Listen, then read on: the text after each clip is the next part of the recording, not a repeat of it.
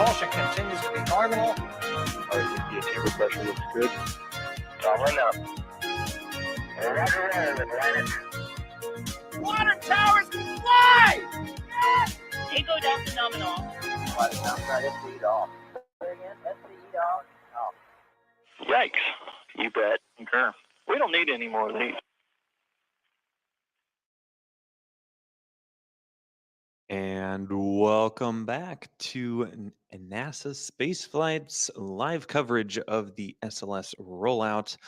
This evening, we are joined by Mr. Chris Gebhardt. How are you doing, Mr. Chris? I am doing well. I've relocated south of my house, and I'm now staring at a very happy building. Yes. It is the happiest of all buildings. And give me a 5x5 in the chat if y'all can hear us. Obviously, start asking questions and whatnot as well, and we'll get those queued up to do a Q&A as we go through. And also, you're in the field, Chris, and also in the field we have Miss Julia Bergenon. How are you? Well, good evening. I am quite well, enjoying this lovely evening out here at Kennedy Space Center, right in front of the VAB, with a wonderful view of what's about to happen. I sure hope it's a wonderful view. And also pushing buttons today, we have Michael Baylor. Thank you, Michael, for your help pushing the buttons. And also, Mr. Philip Sloss is joining us again.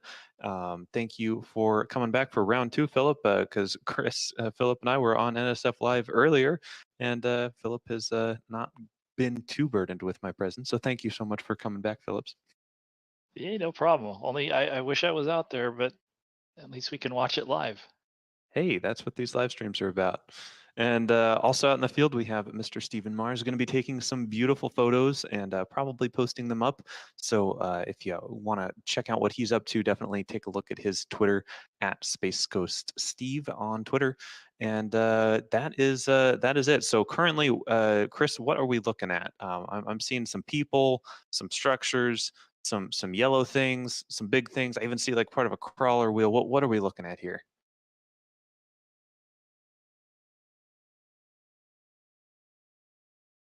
Oh, maybe Chris fell off here. Talking while muted. Talking while muted. Oh, there we go. First, Okay. I want to direct your attention to the right-hand side about center. There is a person standing on a yellow pedestal looking up at a gray thing. So the yellow pedestal is the foot that the mobile launcher rests on when it's inside the vehicle assembly building. The gray part is the mobile launcher, and you can actually kind of see that it might be starting to lift. It might still be flushed down, but we're going to see that gray part lift away from the yellow part, which is why we went live right now. They're not rolling yet, but they're getting ready to roll. And the first step of rolling is to actually lift it off the pedestal. And I do believe I see daylight between the gray part and the yellow part, which means the lift is indeed happening. So the crawler it's a term called jacking. So it basically lifts the mobile launcher up off of those pedestals. And then that's how the mobile launcher can clear the ground pedestals when the crawler starts to move. So we went live right at the right time to be able to show you that, because the lift off the pedestals is the first part of the roll maneuver. So that means that they just started lifting. So we are about 15 to 20-ish minutes away from first roll motion. That sort of matches what happened back in March, the first time they rolled SLS out to the launch pad, and pretty much matches the operations that happened during the shuttle and Apollo eras as well, with the mobile launchers, mobile launch platforms, and the crawlers. So all in all, we went live right at the right moment there, and you can see that guy, that spotter, taking measurements now to know exactly how much it is being lifted. There are 4 other spotters for the 4 other pedestals that exist there that are all doing the same thing, making sure that the jacking of the mobile launcher off of those pedestals is all uniform, and that mobile launcher deck is being kept perfectly level as it lifts it off. And it's a big job to keep something that massive totally level as you are moving it. And I'm sure there's going to be many, many questions about the crawler and how it does this. And I don't just want to go into a diatribe about how it does, because I'm sure there are going to be questions. And I know you all like hearing your questions asked on air, but very glad that we were able to go live right in time to show you this procedure to lift it up off of the yellow ground pedestals here. Absolutely. I don't think we could have planned that timing any better. Jared is actually asking a very timely question here. He asks, how is the lifting done? Is it done with hydraulic pistons or worm drives? Do any of y'all know that? I believe it's Uh, hydraulics. I believe it's hydraulics. It's, it is yep. there are crawler systems, and of course the other thing we should point out is there's essentially a not identical, but I mean you have a set of pedestals out at the launch pad that the mobile launchers, that the mobile launcher platforms and during the shuttle, and the mobile launchers for Apollo, Saturn, and for SLS. We talk about hard down at the pad. That'll be the end of the operation for the ML. At the end of this, they'll position it over the pedestals of the pad and lower it down onto the pedestals there, and then the crawler will back out at the end of this, hopefully later this morning. And so it has these things called, I think they're called, what is it, jacking and equalization. Jacking, leveling, and equalization. Right. And so yeah, I believe it's hydraulics. Yeah, Mhm. and there are actually it's not one jacking and leveling system. It's actually four independent jacking and leveling systems. So each massive wheel tread that the crawler has. We'll talk about all those distinctions too as the evening progresses. But basically, at each of the four corners of the crawler, there is a jacking and leveling system. So that way, if you're going over uneven terrain, the other side can keep it level. And when it gets to the pad and it has to climb the 5% grade, the 5% incline, it can keep everything absolutely perfectly level. So, four independent jacking and leveling systems is what is used to actually do the operation you are seeing here right now, which is to lift it off of the pedestals right now. And you can see that the mobile launcher, they have, I guess, what you might call guide pins, Mhm.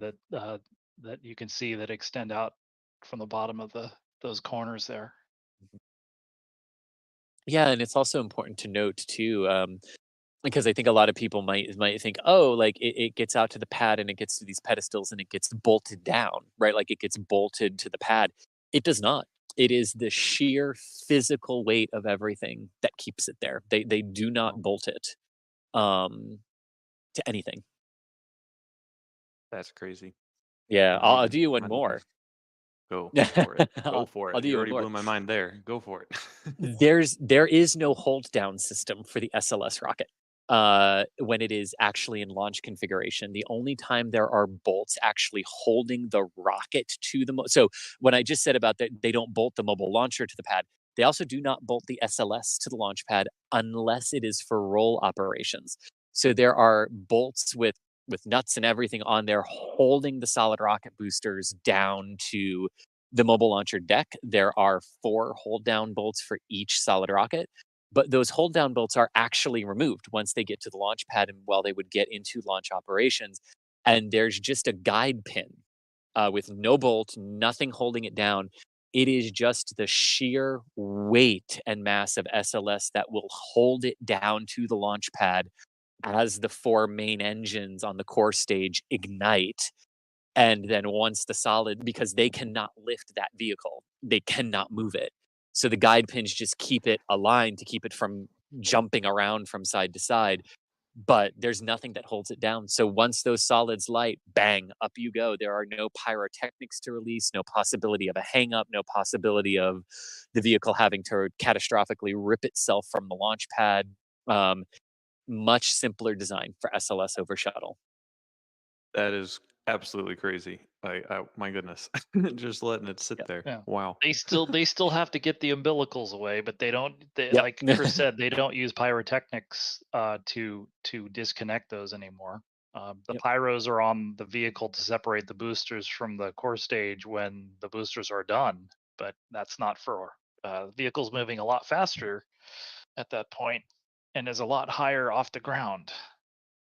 Yes. Yes. I'd hope it would be a little higher off the ground. Yeah.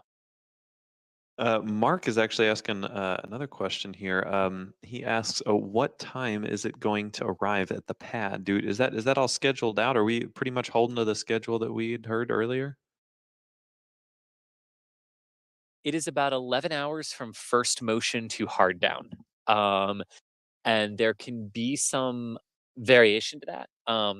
The plan is to only stop once, which is they will come out of the vehicle assembly building fully, and then they will stop and they will rotate the crew access arm. They will pull it back from the Orion and they will pull it back to its fully retracted position. And then the plan is to go completely to the pad from there on. Now, sometimes you do have to. Sometimes things overheat on the crawler. Sometimes you have to regrease things. Sometimes you might need to stop just to, check something here or there. But the ultimate goal is there's one planned stop and then out to the pad we go. So roughly 10 to 11 hours to get to pad B for SLS from first motion to hard down. That's awesome. And thanks y'all for the chats and keeping the questions coming. We appreciate it. Musical Wolves had a super chat, so thank you, Musical Wolves, for the support. He asks, "Is there enough nighttime lights to run the cam feed using solar? How many wide dynamic ranges would temps or ha?" I'm a photographer. That's not wide dynamic range. That's wet dress rehearsal. Welcome to SLS land. How many wet dress rehearsal attempts will SLS have before they decide to roll it back if needed? It'll the number of attempts. I think the intent is however many it takes to complete the test. So obviously NASA would like that number to be one. That would make it a total of four. But they're certainly intending. I mean, just like last time, the intent was just to go out and execute the test. They just couldn't get they could not complete the tanking part of the test, and that meant they couldn't complete the rest of it. But that's what the schedule is uh, 2 weeks. Well, I guess it would be 13 days, and there may be a little bit of moving around on the schedule. They have a 14-day schedule approximately, and they have they've carved out 2 days of weather contingency there, in case they get slowed down, because now they're going to be outside. But they'll do the standard 2-day countdown. They just like they did last time. Hopefully the weather won't be Yeah. quite so severe. I guess you could say that the summer pattern might be maybe a little bit less severe possibly than Yeah. springtime. I don't know. They do get Yeah. plenty of Yeah. they get plenty of lightning and thunder and rain out there. But I think it's basically I think what they've said to us is they're gonna make the next attempt and see where they get. And so as long I guess another way of putting it is they made 3 attempts last time, and so assuming that there isn't a showstopper that forces them to come back like there was last time, they'll it'll be like a launch campaign. They'll just keep fueling the vehicle until they get the countdown down to where they want to stop. Yeah. And I think the other sort of side to that answer is sort of a larger question, but a little more nebulous, which is just is there like a maximum amount of time that SLS can be outside of the vehicle assembly building and just outside and exposed to its various elements? And the basic answer to that is there is. NASA has not specifically stated what it is. It's kind of a moving target, and the biggest consideration is actually the wind loads that are placed onto the stack. But they noted when they were getting ready to come back from the pad back in late April, they noted in a press conference to the media that even though there is that sort of limit that's out there, they are nowhere near it. So it's not like, oh my God, there's a ticking clock and then it has to come back. um, they can more or less keep it out there as long as they need to complete the test. The major things we would be looking at for potential rollbacks that wouldn't have anything to do with the technology or the pad systems would be we are in June, we are in hurricane season. So if a tropical system were Right. to form and start to threaten the Cape, they would want to pull SLS from the pad and bring it back to the vehicle assembly building. And exactly what its considerations are there, I have not heard them discuss just yet. And I would caution you on I would caution anyone on using the space shuttle as a sort of determiner or place to start with that, because the major thing you would be concerned about with the shuttle would be protecting the orbiter, and they had a big rotating service structure. So unless it was actually going to be a hurricane strength storm, like 73-mile-per-hour winds or greater on the hurricane scale, they could leave the vehicle out there for shuttle. I don't know if that's the same for SLS, since there is no structure out there to wrap around it to protect it. Um, so a significantly weaker storm than we were used to with the previous program could force them to come back. But that's sort of the major weather thing that they would be looking at here. And, it's June. These things can pop up with about a week's notice or less. So it is entirely possible that, that yes, like a tropical system could get them and they'd have to come back. But that would be just to protect the vehicle, not for any other reason than that. Interesting. Right, and one of the things that we talked about during NSF Live this earlier today was if they had not had this issue with the gaseous nitrogen supply from offsite, they may very well have stayed out at the pad in April and tried to finish the sort of abbreviated test that they'd set up to do on the third attempt without the ICPS. And so for example, they're talking about this hydrogen leak that they've addressed as best they can. If it turns out that they still have something that they need to take a True. look at, they could bring all the scaffolding out and take a look at. That's one of the few things they could take a look at while they're out there. Yeah, that leak coming in a very fortuitous spot at one of the tail service masts at the base of the vehicle, at the base of the ML, and at the base of the core stage. It does provide a level of access. Like you were saying, the original plan, even after they discovered the liquid hydrogen leak, the original plan was to fix it out at the launch pad. So yeah, if they were to encounter something like that, they could opt to try and fix it, which, in all honesty, fixing something like a hydrogen leak out at the launch pad makes a lot more sense, because you really can't test a fix for a hydrogen leak until you introduce hydrogen into the system. Because hydrogen is very, very, very, very, very, very small when it's very, very cold at its cryogenic temperatures, which causes things to contract and seals to change. So it's just, Like yeah. Chris said, it's pretty unlikely that they'll use Be loud, be proud. Why be one when up much more of that. Indeed. Well, another question from Sethia, it looks like. They ask, you mentioned a little bit ago, Chris, about hydrogen being one of the smaller molecules and very difficult to contain. How do they actually do that? I mean, it doesn't just seep through Yeah. all of the materials you throw at it. Like, how does that work? You would think so. Yeah, so hydrogen and helium are the two smallest molecules. So they love to leak because it's very easy for them to leak. Um but no, I mean, basically you can design systems, you can design materials, you can design the seals that are used to basically counter for that, right? Like when you have a particle that leaks like that, you can design systems that um, that do not leak to the extent that you're going to breach a safety limit, right? Now, when we sort of talk about leaks, something that is good to remember is that no system is perfect, and you do not design a rocket system that uses hydrogen to not be able to launch when there is hydrogen in the ambient air around you, right? I mean, just in Earth's atmosphere, that's impossible, right? I mean, you're going to have hydrogen at some point. Um, but the good thing is that hydrogen, because it only has one electron, it loves to bond with something else. So it usually is not in its free unstable state for very long because it likes to find other things to go bond to that then reduce its sort of that reduce its potential, right, to bond with other elements. Chemistry 101, yay everyone.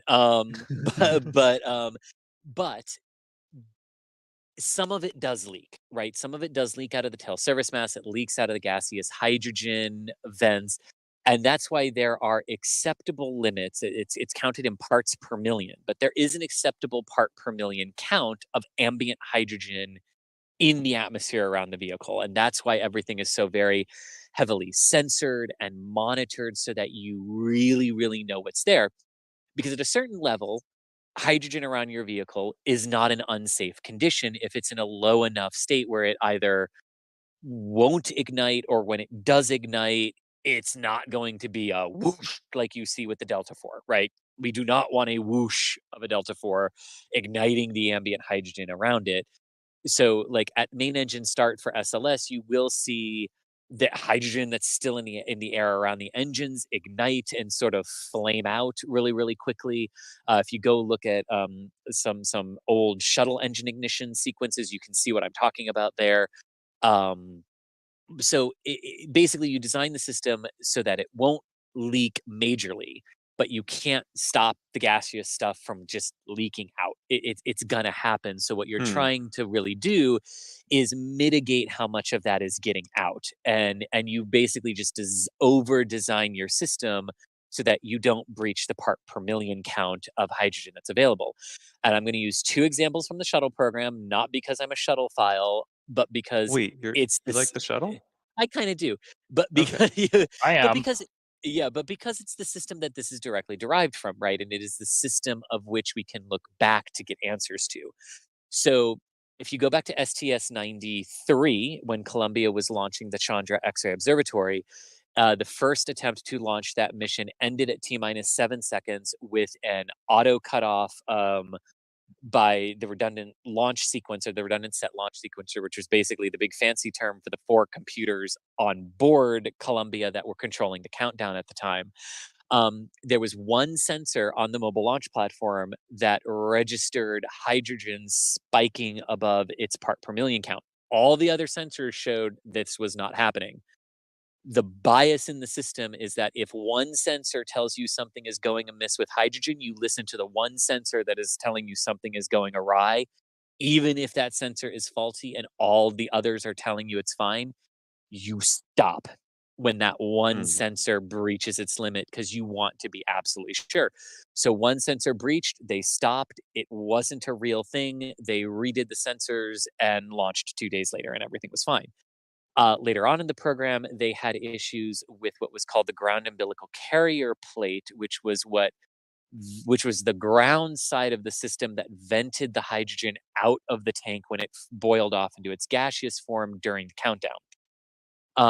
And basically what happened is the orange rocket emerges from the vehicle assembly building here from our vantage point is that was a real leak. And all of the sensors showed it. And what happened on that one is you violated the maximum part per million count of hydrogen that could safely be around your vehicle.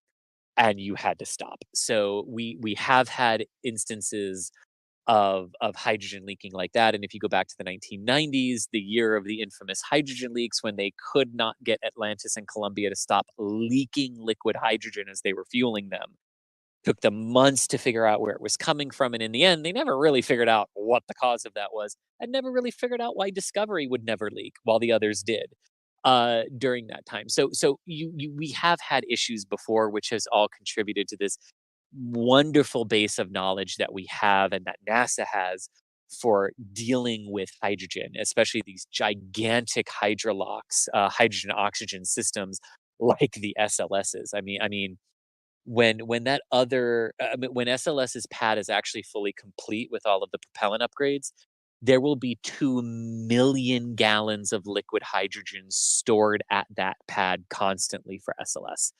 That is an insane amount of Wow. hydrogen. So Oh my you God. better know how to deal with it. And NASA are experts at knowing how to deal with liquid hydrogen like this and keep it all safe. Yeah, That I'd was a hope much so. longer answer than Yeah. you were hoping for, but it's a They complete do. answer.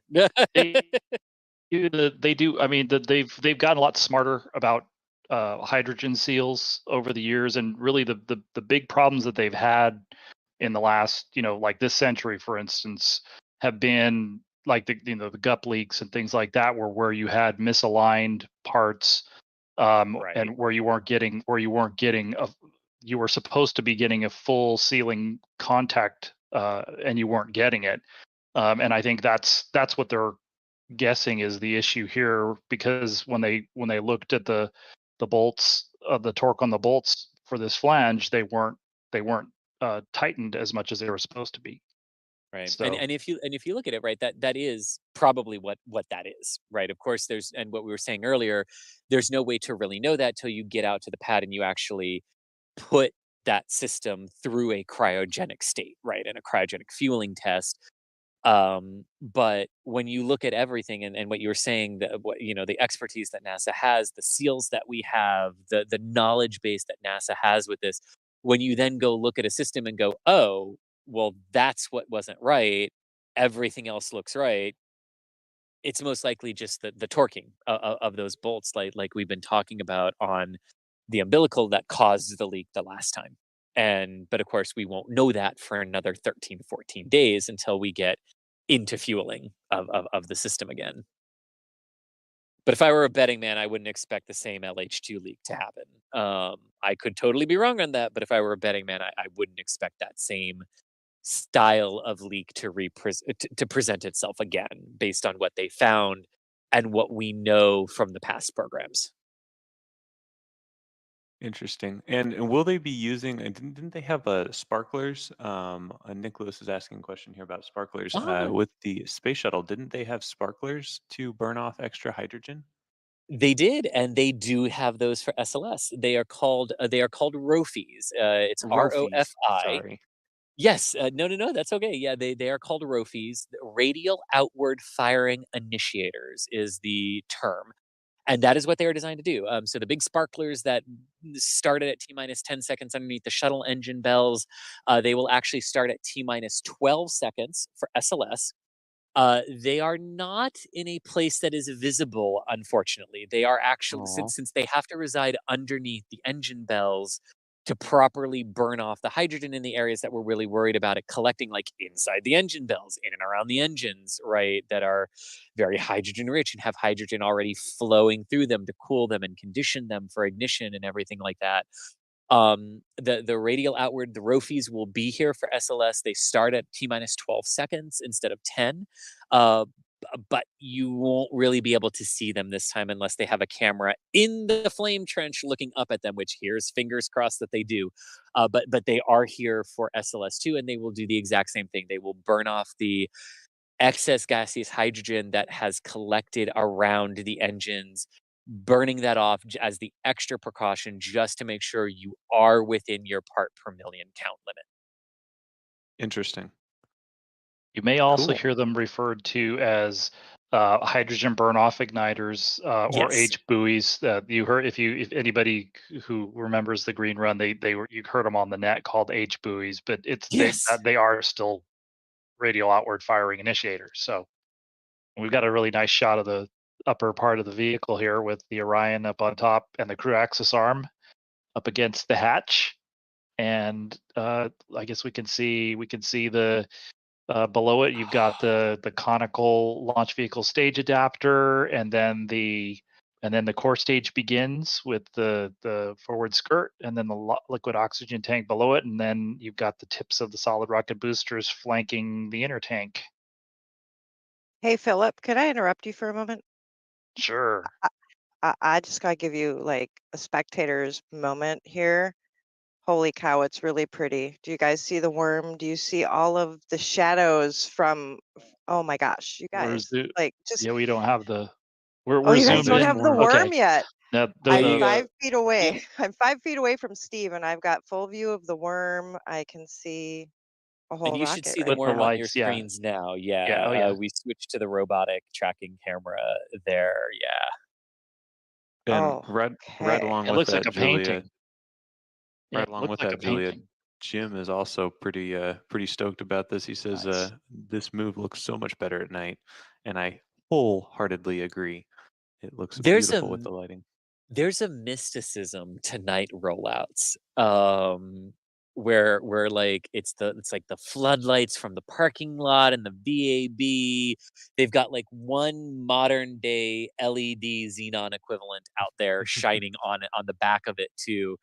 But there is just like a sort of mysticism of it lit up by the lights from inside the vehicle assembly building, but that's going to turn much more orange as it gets farther away and they start closing the doors. Oh, it just is.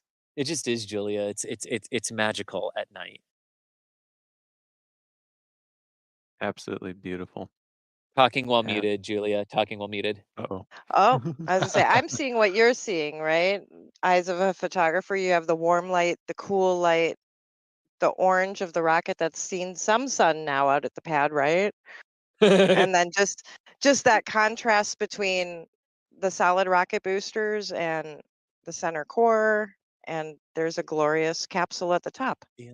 I will tell you this, that launch vehicle stage adapter, the conical part that cones inward from the core stage to fit the new smaller diameter of the ICPS stage, interim cryogenic propulsion stage, was a lot lighter when it rolled out 2 months ago in in March. It definitely got its summer tan while it was out at the pad earlier. Right. And will continue to get darker because that's one of the cool things about the spray-on foam installation, or SOFI, because everything has an acronym with NASA. So the orange foam is called SOFI, spray-on foam insulation, and it is a very, very light color when it goes on, and it tans in UV radiation, just like your skin will tan in UV radiation. So it literally tans and gets sunburnt the longer it sits outside. So when you are looking at the core stage, either on this view from the tracking camera or the closer view that we've also got when it's time to switch to that too, when you see darker portions of foam, that's older foam that has been exposed to sunlight, and the lighter blocks of foam are newer. So that's how you can sort of date the foam and where they've cut the foam out, where they've repaired it, where they've removed it to put sensors and had to put new foam over it. That's your indicator for how old the foam is. Lighter is younger.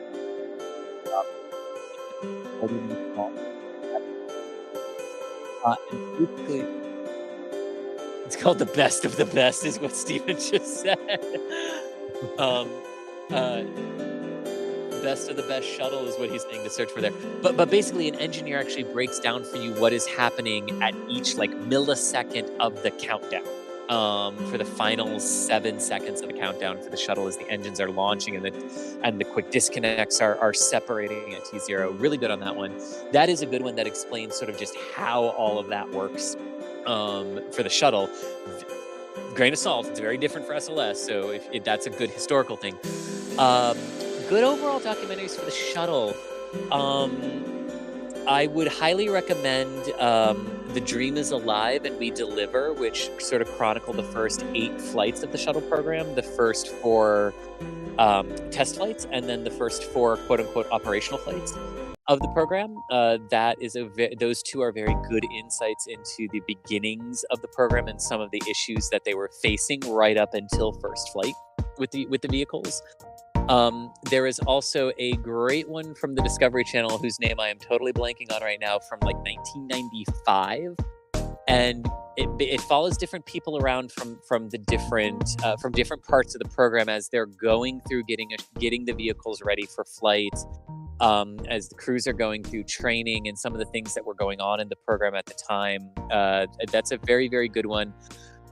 It's from the Discovery Channel. It's from like 1995, somewhere in that range. I'm sorry, I'm blanking on it, but it's on YouTube as well. And there is one that I have not been able to find yet, but if someone else knows where this is, it's absolutely fascinating.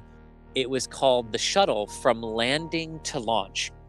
And it detailed how they turned the vehicles around, how they recovered the solid rocket boosters, how they turned them around, how they redid the engines between flights. Was really good. So there are some good ones out there from the shuttle era. I would highly recommend, there's a YouTube channel if you're looking for like old school shuttle documentaries, called Retro Space HD. Has a lot of really good upgraded to HD quality old style shuttle documentaries. Now, if you are looking for documentation and videos that aren't documentaries, might I introduce you to L2 on NASA Spaceflight, because we have a treasure trove of historical data and archives of like in-flight anomalies of the shuttle program, turning the orbiters around between flights, and all the little nitty-gritty things like this light didn't turn on. We've got all of that in L2 in our historical archives. So if you want to deep dive into some of the engineering and technical documents about the shuttle program and how that worked, including how the solid rocket boosters work, applicable for SLS, how the RS-25 engines work, applicable for SLS, we've got that. So take a peruse through L2 and see what we've got, because it's more than you can imagine, and you might need to sit down once you realize how much we actually have there. Just keeps going. Yes, indeed it does. Its Ultima has asked at NASA Spaceflight, when is the new wet dress rehearsal expected? That's coming up pretty soon, isn't it? Philip, over to you. It's the day of the simulated day of launch, the day that they feel the vehicle is supposed to be June 19th. So essentially, well, no, not 2 weeks from today. 2 weeks minus a day. So essentially 13 days from today, and we'll see. I guess I would imagine probably next week we'll get an update on if they're going to move that around or not. It would probably only move a day or so. I'm not altogether sure why they did the same thing in April, which was they scheduled it for a Sunday, which seems like, I guess it doesn't matter. I have a concert I want to go to that Sunday, right? So it's gonna mess it up. We'll see. So yeah, we'll see. But yeah, it's about 2 weeks from now. So 2 weeks from the rollout is when they're planning. You have a two-day countdown, but the launch day, the day when they fill the tanks and do the final countdown, would be the 19th. And I want to point something else out here that's not related to when the fueling test will going to be, but we have stopped. So this is where they will move the arm. Right. This sort of matches the place in March, more or less, where they stopped to move the arm. So that's what we're going to expect next. But also the blinking here I am, I'm a giant tower sticking up out of the ground lights, activated when they stopped here. They were not on when they started to come out of the VAB, but they are on now.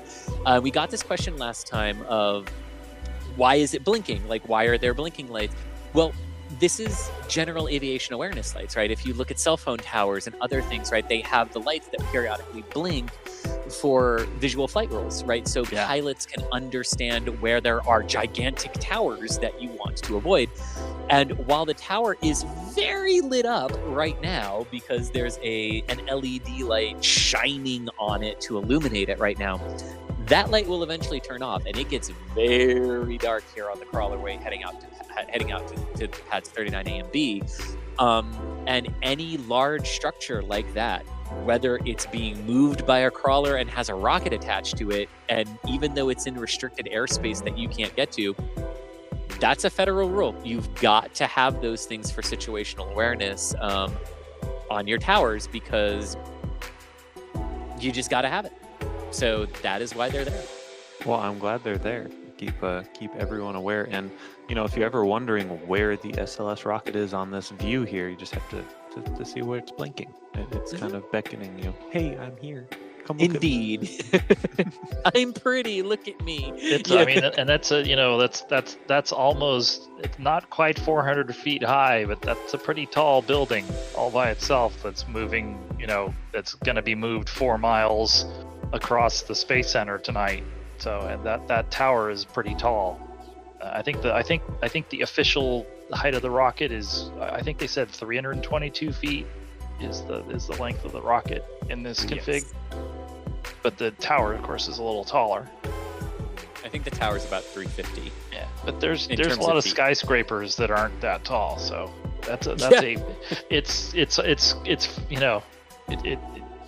in March, it's like you just kind of it seemed. I mean, it's surreal was the word I kept thinking of when I'm watching that thing roll by me. It's just surreal to see something that big move like that. Yeah. Yeah, it really is. What's great Just too looks is you great at can night. see people. খুনগুলোর সঙ্গে মহাভারতের একটা যোগ আছে। প্রথমে দ্রৌপদী, তারপর Sahadev. Crime স্পটে মহাভারতের comic স্ট্রিপের একটা পাতা। That makes it the Mahabharat murders.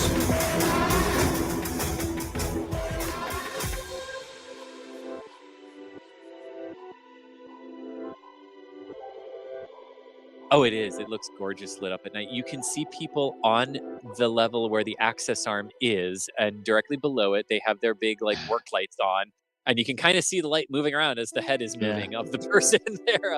But that would be a spotter. So just like we saw the spotter earlier when we began our stream, and you could see the spotter there as they lifted the ML off of its ML mobile launcher. If we say acronyms today that you do not understand, ask us in chat, please. And Nick, you're the host. If you see someone ask an acronym question, an eye on that.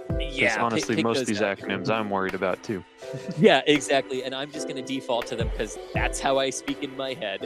So stop me if I say something. But the mobile launcher, as we were watching it get lifted off of its pedestals, you have also spotters up by the arms whenever you swing them away like this, just as that added precaution, right? Because the arms are controlled.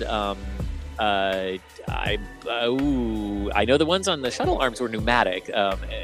Pneumatic sort of moved them out of the way and everything, and then that was part of the pressure that held them as well as the latches for liftoff. But when they're not being moved during launch operations, you have spotters there just to make absolutely sure that it's not reconnecting to the sort of shell that's part of the launch abort system right now that protects Orion. So you would have the spotter in there as well as they go to move the arm out of the way, and you can see them up there. So that's a good sign that we're getting close to that operation. Very beautiful, very beautiful. So we were just looking a minute ago at the VAB, or the Vehicle Assembly Building, and that was a pretty big building, but can they build more than one of those SLS rockets at a time? That is a question from Mist Solar. That's a great question. Depends Not on right what you now. mean. Yeah, depends. Not on what right you now. mean. Yeah, depends on what you mean by build. If you mean assemble like you see it here, no. High Bay 3 is the only one that was modified to be able to support SLS stacking operations. They do not need more than one right now based on the flight rate of one, maybe surging to 2 a year for SLS here later in the decade, but they really don't need more than one. The sort of high bay that's right next to it that you can see that you saw earlier today, high bay 1, is still in its space shuttle configuration. Nobody has wanted that one, so it is still literally in its space shuttle configuration with a former space shuttle mobile launch platform in there. There are 4 high bays, so these are the two that fade. The one that SLS just came out of is 3. The other one that is still in its shuttle configuration is number 1. High bays 1 and 3 face east, and high bays 2 and 4 are on the opposite side and face west. And high bay 2 has since the Apollo era ended, has never been configured to stack a rocket. It was never configured to stack a shuttle, has not been configured for anything else. Post-shuttle, it was basically just a place where they would bring the solid rocket booster segments and prepare them for stacking before they got their own building to do that during the shuttle program. And then later in the late 90s, early 2000s, it was reconfigured as an emergency. There's a hurricane coming, and the other 2 bays we use for stacking a shuttle have shuttles in them, and we need to pull one back from the launch pad. So High Bay 2 was reconverted into a storage location. The crew access arm is retracting away from the Orion. Don't want to miss that as we're talking about the big building it just came out of, but the arm is moving right now. So High Bay 2 was never used for the shuttle program aside from a test when they rolled Atlantis in there just to make sure that the shuttle could be stored there, but it was never used after the Apollo program. Several Apollo Saturn V's were stacked there. Apollo 13 and Skylab were stacked in High Bay 2, and then rolled around the vehicle assembly building and out to the launch pad, among others. And then High Bay 4 is an interesting little case. High Bay 4 likewise has never been configured to actually stack a rocket, and has never stacked a rocket. It's the only high bay that has never stacked anything in the vehicle assembly building. It is used as a storage and a pre-stacking location for SLS. So they bring basically they bring booster segments, they bring the launch vehicle stage adapter in there, and they can pre-store stuff there and get stuff ready for stacking in High Bay 3 with SLS. And it was used during the shuttle program actually as an extra storage location when the 3 orbiter processing facilities were full and being used to process orbiters for flights, and you had a 4th that you needed to do something with. You stuck it in High Bay 4 for storage. So that's basically just what it has been used for. And that's sort of a breakdown of the high bays. And High Bay 1 and High Bay 2 are currently open to bidders. So if anyone did want High Bay 1 or High Bay 2 or both for big gigantic rockets, they're available for lease. I wonder, but can you pitch a tent and camp in there? Because I would totally do that. That'd be I would cool. too. I think NASA would frown on that, but I'd do it. Yeah. What? Come on, no. You'd have to have the tent cleared through ITAR. It'd be a whole thing. But Okay, well, we better get on that process because the NASA Spaceflight team getaway needs to be over there. In the Indeed. A little bit ago, when we were looking at the bottom of the SLS rocket, there we saw some of those checkered boxes that looked like they were painted on there. What are those for? Are those for some kind of alignment or something? And Oh, that is those a are question from Papa Cade. That is great. That is a great question. So these are not for, so they are kind of for alignment purposes, but not for stacking of the vehicle and assembly of the vehicle. So this is for launch. So these are what are called photogrammetry squares.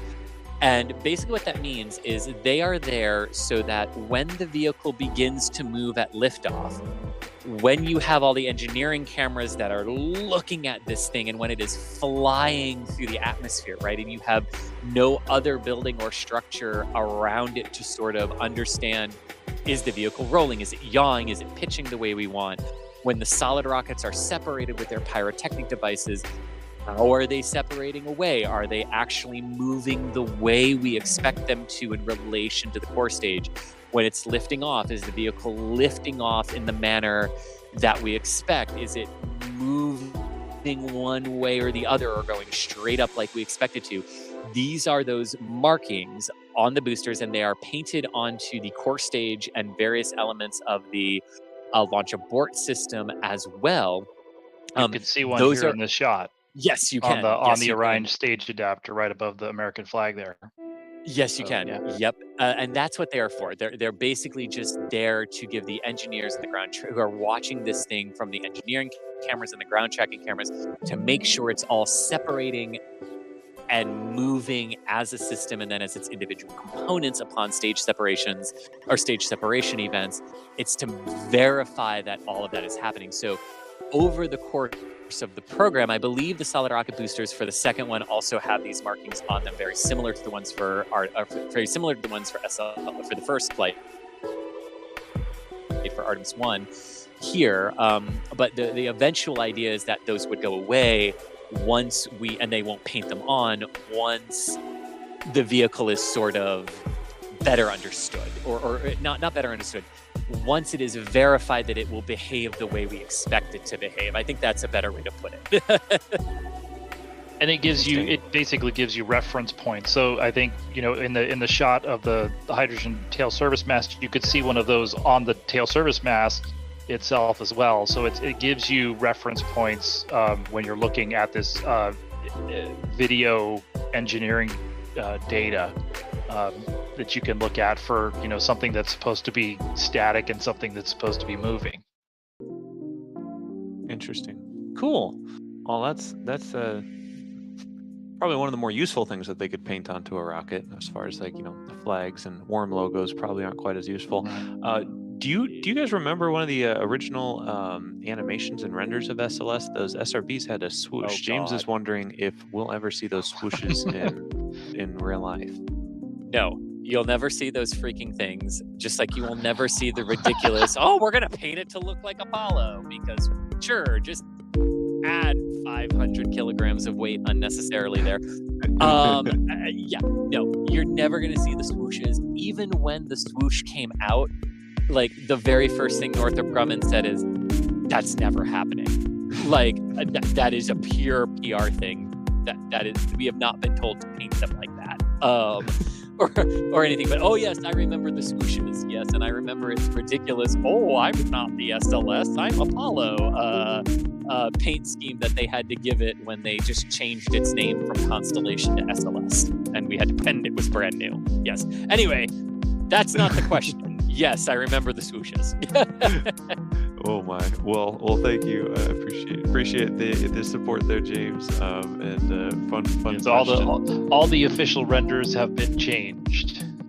Yes. Hopefully the render of the simulation of life that we're living in right now is a little bit more efficient and not wasting a bunch of weight on silly paint jobs. We have some more super chats that we're going to hit right here real quick.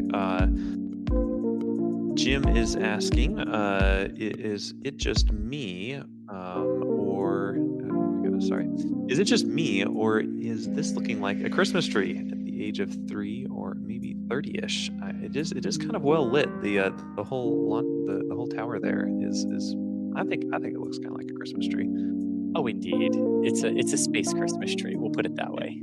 And it has like the best presents next to it, just like the best Christmas trees do. Yeah. Except the present is beside the tree.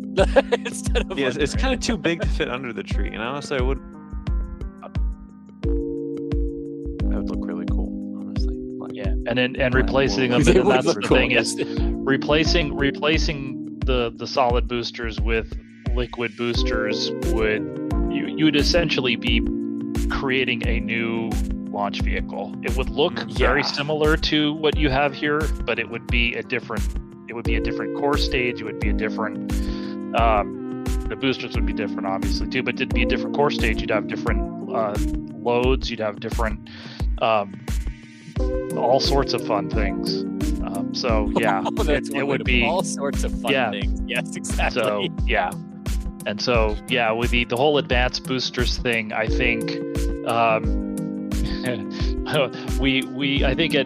we've been discouraged from talking about them for a little bit too. So I don't think that's been. I think that went away when they decided to go with the exploration upper stage. They chose to go that route rather than the first upgrade being the exploration upper stage versus the first upgrade being the advanced boosters. And so once they picked the EUS, I think what they're going to do with the boosters is what we're talking about now, this Bull A upgrade, which is and the reason it's called obsolescence and life extension is because it's you're going to be phasing in some of the technology from these boosters here, which are shuttle heritage, to I'm calling them Omega heritage just because they're going to use a lot of the technology from that, but they will phase in some of the other systems. Like they're looking at the hydraulic systems, for instance. They're going to do a test firing in Utah next month. They're going to test these shuttle heritage boosters with the Omega hydraulic system, which is used basically to push the nozzles around, which is how the vehicle is steered for the first 2 minutes in flight. So there's going to be this phasing in and out. Right. Those in the new electric ones versus the hydrazine ones. Yeah. Right. which in itself will greatly simplify SLS operations by removing an immensely hazardous product. Right, and that's boosters. Yeah, right, and so just one of those things is we're talking about 2 weeks from now until they're ready to do this countdown test. One of the major things that they need to do in between now and then is they need to load hydrazine onto the booster hydraulic power units, and that's a hydrazine is a toxic chemical, and so when they do that, they have to clear everybody off the launch pad except for these 4 or 5 people in self-contained breathing apparatus suits, and so that takes a couple of days to do. And so if you had electric power units instead, you wouldn't have to deal with these toxic chemicals. And so that's obviously something that they're looking at, and maybe they may not phase them in until they fly the new boosters, but they're taking a look at it. Wow, that would be great. Being able to clear that out would help quite a bit. S. Roger Block has asked, what about the ULA Vulcan? Sorry, need to swallow. What about the ULA Vulcan Flame? Is it also wasted paint? I'm assuming this is going back to our conversation about the swooshes, which were less than an ideal use of material. The flame for Vulcan is more of its like the symbol of its program more than anything else. So I would expect that to be on the rocket, just like NASA is painted onto the side of the solid rocket boosters. The ESA logo and the NASA meatball are on the Orion and European service module coverings, and actually on part of the service module itself. Part of the NASA, the worm that you see up there towards the top of the vehicle, it is actually on the service module itself, not part of the launch escape system shielding that surrounds Orion and the ESM. ESM standing for European Service Module. Nice, thanks. We have a question from Cyrus. A little bit ago, we did see some blinky lights. The whole SLS has moved a little bit at this point, so we can't see the blinky lights in the background. But from that position, Chris, would 39A have been in the background a minute ago, or would that be something else? They were asking if they were aviation blinker lights from 39A in the background. It also could have been 39B. Okay, well, sorry, I was trying to figure out where the camera was looking. If you were talking about the camera angle that we have right now, it was the robot. Yes, heavy. Okay, cool. 39. Sorry, that was খুনগুলোর সঙ্গে মহাভারতের একটা যোগ আছে। প্রথমে দ্রৌপদী, তারপর সহদেব। মহাভারত শুধুমাত্র একটা ধর্মগ্রন্থ নয়, মানুষের গল্প। That makes it the Mahabharat murders. আপনারা তো আমায় একটা তকমা দিয়ে দিলেন, যুধিষ্ঠির। আমি যা বলছি সেটা করে যাও। Here's unlike Duryodhana.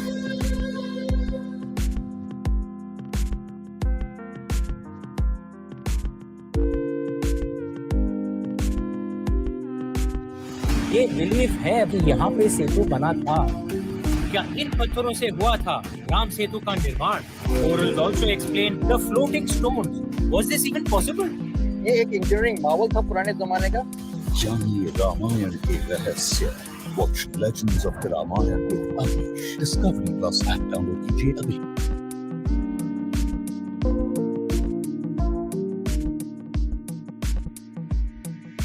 It's got those really tall lighting towers out there, and then also the water tower, and those are all very tall structures that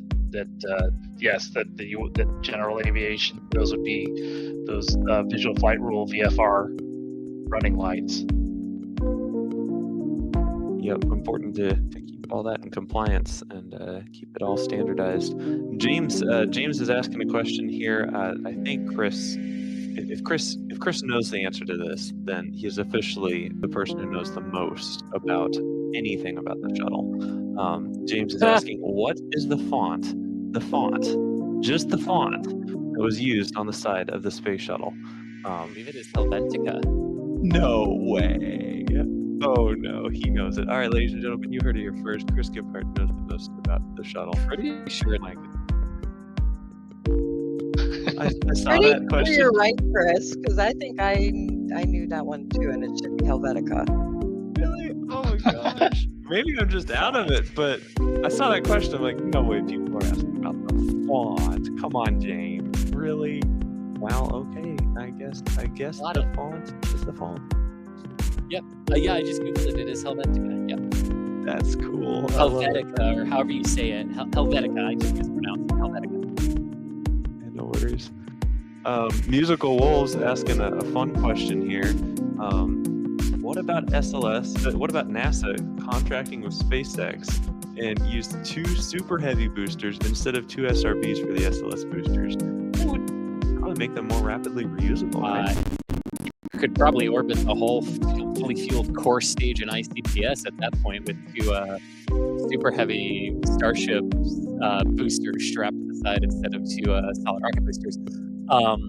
I mean, yeah, it's worth saying.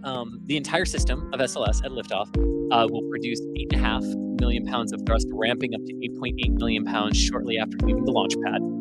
That is largely because the RS-25 engines, the core stage liquid fueled engines, ignite to 100% of rated thrust for liftoff, and then once they clear the tower, they increase that thrust to 104.5% of rated thrust. No, that's shuttle. You mean? Well, that's shuttle 109. Yeah, they ramp up. Yes, thank you. They ramp up to 109 for this one to provide that extra thrust as it goes up, and then they throttle down through the max Q regime, area of maximum dynamic pressures, max Q, and then they throttle back up to 109. So all told, SLS is about 8.8 million pounds of thrust in this current configuration during the initial phases of its launch. The 33 Raptor engines on the base of the Super Heavy for Starship will produce 16 million pounds of thrust total. So control, pushing all the buttons and pushing all the buttons, I guess. I don't know. You're steering some robots too, probably telling the robots where to go. Thank you, Michael, for all your help this evening. And thank you, everyone, for tuning in and joining us this late evening as we watch the Mega Moon rocket go out to the pad again. Thanks so much for joining us. And I've been Nick Sweeney with NASA Spaceflight, and this was the SLS rollout. Have a good one.